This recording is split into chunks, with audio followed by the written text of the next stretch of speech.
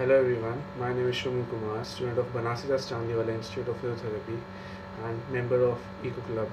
I am going to tell you about various harmful effects of noise pollution in our society. It is said that there are various pollution in the society and noise pollution is the most hazardous one, and it is because high sound levels that affect the health of people. So we are going to discuss various harmful effects of noise pollution are. First, hearing impairment. Uh, Continuous acquaintance to high sound levels can damage the eardrum and burst the eardrum, make it fragile, which can lead to reversible or irreversible changes in the eardrum. It is really very serious complication. Second, noise pollution can lead to sleeping problem or insomnia.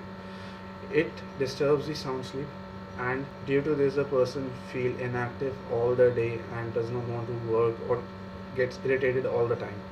So third, it can generally interfere with your physiological functions like increase your heart rate, increase BP, and the BP is increased because of the release of adrenaline due to noise pollution, which lead to increase in breathing rate or causes a tendency to vomit or dizziness.